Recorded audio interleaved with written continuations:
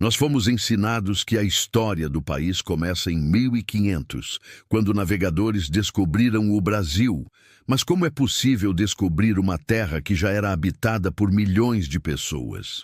Afinal, quando isso aconteceu, os povos originários já viviam aqui há milênios, tecendo suas próprias histórias, culturas, cosmologias e destinos. Suas vozes, seus passos, seus cantos e seus mitos já ecoavam nas florestas, nos campos, nos cerrados e no litoral, formando um rico e complexo mosaico humano que foi por séculos ignorado, silenciado e reduzido a uma mera nota de rodapé no grande relato da descoberta.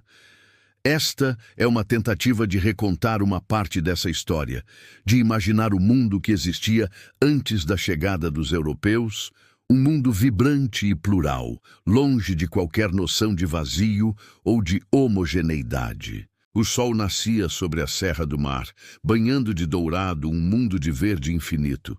Do alto, onde as araucárias se erguiam imponentes, a paisagem era um oceano de copas, um tapete contínuo de vida que se estendia até onde a vista podia alcançar.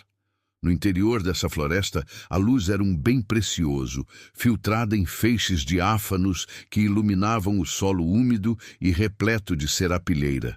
O ar era pesado, carregado do cheiro de terra molhada, de flores e de decomposição.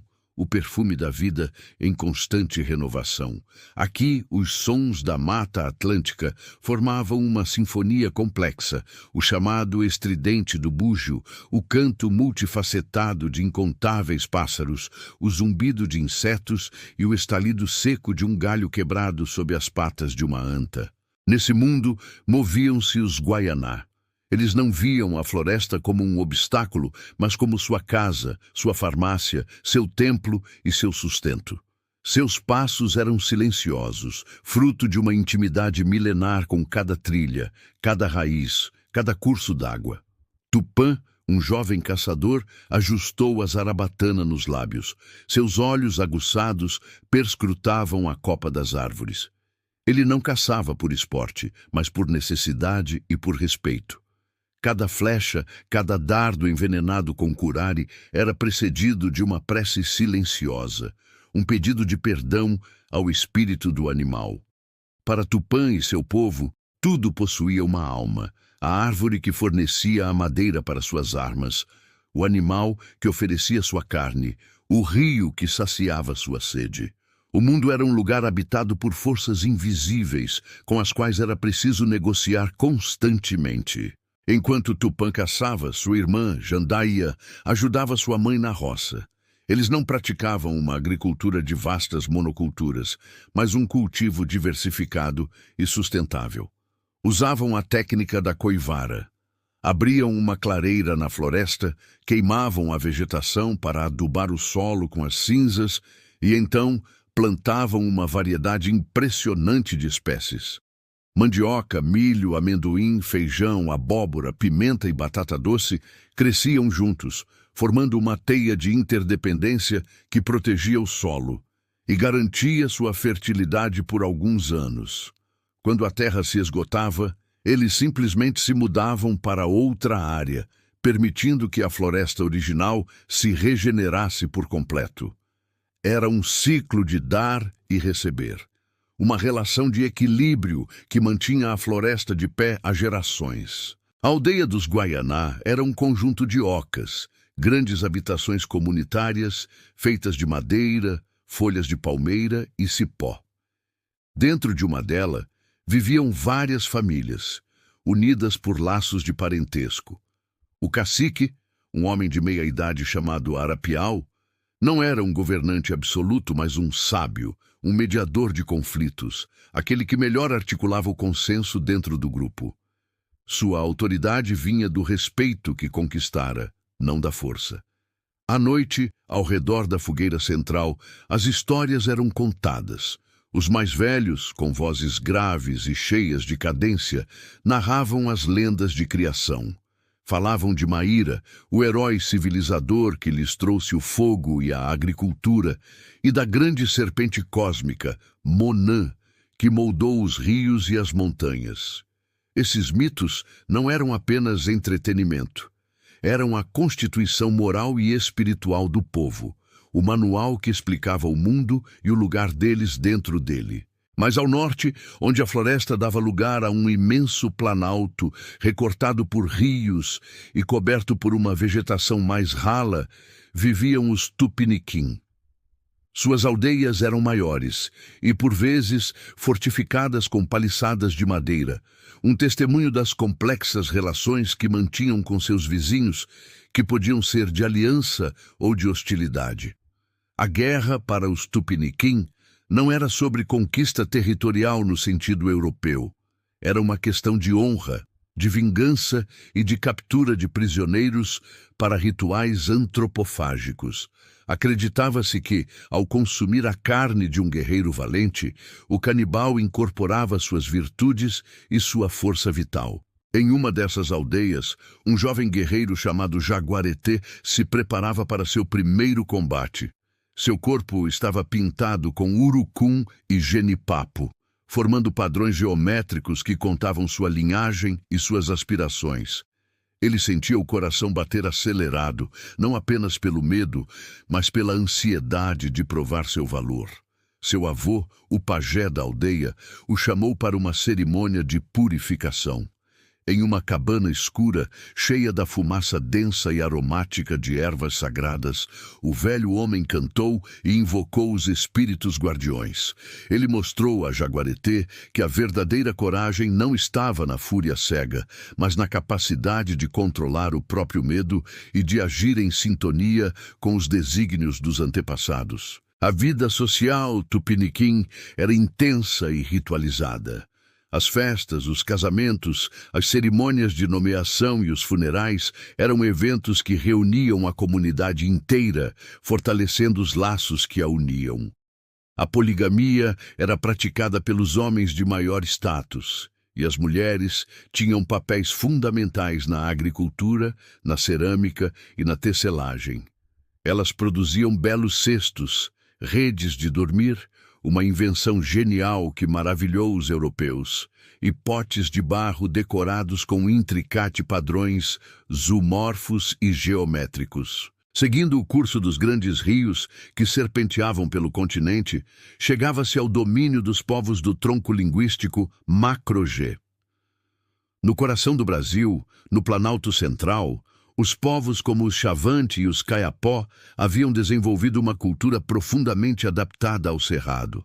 Esse bioma, com suas árvores retorcidas, seus campos abertos e sua dramática alternância entre estações secas e chuvosas, exigia uma mobilidade extrema. Eles eram caçadores-coletores especializados, deslocando-se em vastos territórios de acordo com a disponibilidade de recursos.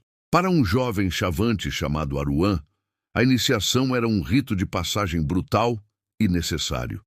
Ele e outros rapazes de sua idade foram levados para longe da aldeia por um grupo de homens mais velhos. Durante semanas, foram submetidos a provas físicas extenuantes, a privação de comida e sono, e a instruções sobre os segredos da caça, da guerra e da cosmologia de seu povo. No ápice da cerimônia, eles tinham que colocar as mãos dentro de uma luva tecida com folhas e repleta de formigas tocandiras. A dor era excruciante, uma queimadura latejante que se espalhava pelo braço. Mas suportar essa dor sem emitir um som era a prova final de que Aruã estava pronto para deixar de ser um menino e se tornar um homem, um guerreiro que protegeria seu povo. A organização social dos povos G era complexa, baseada em metades exogâmicas, isto é, a aldeia era dividida em dois grupos e os membros de um só podiam casar com os do outro. Isso criava uma rede de alianças e obrigações que estruturava toda a vida social. Suas festas, como o ritual do Quarup, celebrado pelos povos do Alto Xingu, eram eventos de grande significado espiritual, reunindo diversas aldeias para homenagear os mortos ilustres, firmar pazes e resolver disputas através de competições esportivas, como a luta Huka-Huka. O Xingu era um ponto de confluência cultural extraordinário. Lá, no meio da vastidão amazônica, diferentes povos, Cuicuro, Calapalo, Camaiurá, entre outros, conviviam em um sistema de interação permanente, marcado por trocas comerciais, casamentos intertribais, empréstimos culturais e, por vezes, conflitos. Era uma microcosmo da diversidade ameríndia, onde línguas, ritos e tradições distintas se influenciavam mutuamente, criando uma identidade xinguana única, porém plural. A canoa era o veículo que ligava esse mundo. Feita de um único tronco de árvore escavado, deslizava silenciosamente pelas águas escuras dos rios, transportando pessoas, mercadorias e ideias. Nas margens do imenso Amazonas, a vida seguia um ritmo ditado pelo pulso do rio. As cheias anuais inundavam vastas áreas de floresta, depositando nos solos uma camada de nutrientes que sustentava uma agricultura surpreendentemente produtiva. Os povos da região, como os Omagua e os Tupinambá, não eram apenas coletores ou caçadores simples. Eles eram engenheiros de paisagem. Pesquisas arqueológicas recentes começam a revelar a existência de uma terra preta de índio, um solo fértil e escuro, criado artificialmente por essas populações ao longo de séculos através da adição constante de carvão, ossos, cerâmica quebrada e matéria orgânica. Esse solo, um legado de manejo ambiental, era tão rico que ainda hoje é cobiçado por agricultores. A sociedade tupinambá que vivia no litoral norte era uma das mais complexas e populosas. Suas aldeias podiam abrigar milhares de pessoas. Eles acreditavam em um panteão de deuses, os Tupã, que controlavam os elementos. O pajé era a figura central, o intermediário entre o mundo visível e o invisível. Através de cantos, danças e do uso de substâncias psicotrópicas, como o paricá, ele entrava em transe e viajava para o mundo dos espíritos, de onde trazia curas, previsões e conselhos. A cerâmica tupinambá era uma das mais elaboradas do continente. Eles produziam urnas funerárias zoomorfas de grande beleza e realismo, representando tartarugas, jacarés e seres mitológicos. A morte não era um fim, mas uma transição. Os ossos dos mortos ilustres eram limpos, pintados de vermelho e guardados nessas urnas, mantendo-os simbolicamente presentes na vida da comunidade. Enquanto isso, no extremo sul, nos Pampas, os povos Charrua e Minuano levavam uma vida nômade, seguindo as manadas de veados e emas. Eles eram exímios cavaleiros. Muito antes da chegada dos europeus, haviam domesticado cavalos que eram descendentes de animais trazidos nas primeiras expedições espanholas e que se haviam multiplicado selvagemente nas planícies. A vida no Pampa era de uma liberdade áspera, moldada pelo vento constante e pelo horizonte infinito. Suas crenças estavam intimamente ligadas aos espíritos da natureza, e sua resistência à dominação europeia seria uma das mais longas e tenazes de todo o continente. E assim, milhares de histórias se desenrolavam simultaneamente, de norte a sul, de leste a oeste. Estima-se que, em 1500, o território que hoje chamamos de Brasil era habitado por algo entre 2 e 5 milhões de pessoas, falando mais de 1.000 línguas diferentes. Não havia uma nação indígena unificada, mas uma miríade de nações, cada uma com sua própria identidade, suas próprias conquistas, seus próprios dramas. Em uma aldeia tupiniquim, no litoral da Bahia, uma menina chamada Potira observava o mar. Ela gostava de ouvir o barulho das ondas quebrando na praia, um som constante e reconfortante. Os pescadores da aldeia voltavam com seus cestos cheios de peixes e mariscos.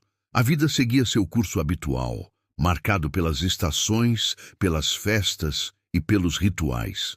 Potira não podia imaginar que do outro lado desse mesmo oceano, homens de pele clara, vestidos com roupas estranhas, e movidos por uma sede insaciável por riquezas e por uma visão de mundo radicalmente diferente, estavam a caminho.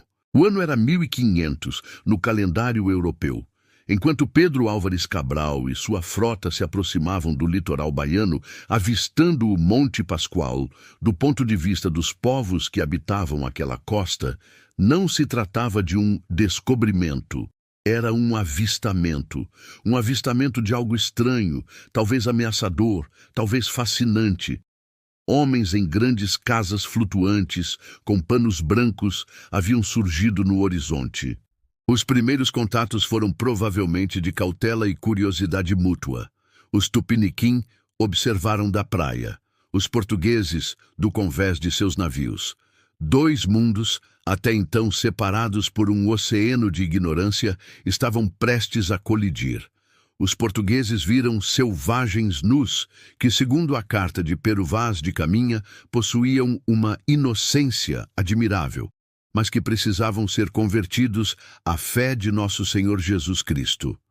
Os tupiniquim viram seres potencialmente divinos, ou talvez fantasmas, gente da terra sem mal, como algumas lendas prenunciavam. A troca inicial de presentes, um sombreiro por um cocar de penas, simboliza o profundo desencontro que se seguiria. Para os portugueses, era um ato de barganha e de estabelecimento de superioridade. Para os tupiniquim, era um ato de reciprocidade, de estabelecimento de uma relação. Eles não entendiam o conceito de propriedade privada da terra, de comércio capitalista, de um Deus único e exclusivo. Seu mundo era relacional, baseado na troca e no parentesco, não na acumulação. Nos anos que se seguiram, o que começou como um encontro curioso rapidamente se transformou em conquista, violência e dominação. As doenças trazidas pelos europeus, varíola, gripe, sarampo, contra as quais os nativos não tinham imunidade, varreram o continente como um fogo na palha seca, matando talvez 90% da população em uma catástrofe demográfica de proporções inimagináveis. Aldeias inteiras foram dizimadas antes mesmo de verem um europeu. A escravidão, a guerra biológica, a destruição de suas formas de vida e a imposição de uma cultura estranha completaram o trabalho de aniquilação. A narrativa que nos foi contada, a de 1500 como o Marco Zero, foi uma ferramenta dessa dominação. Ao chamar o evento de descobrimento, apagou-se a existência prévia de milhões de pessoas e justificou-se a tomada de suas terras como algo que acontecia em um espaço vazio. A história que começava em 1500 era a história do projeto colonial, não a história do Brasil.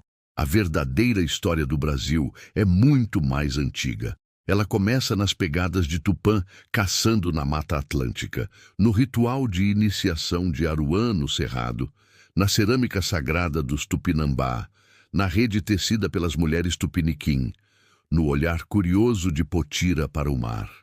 Essas vozes, embora abafadas pelo estrondo da colonização, nunca se calaram completamente.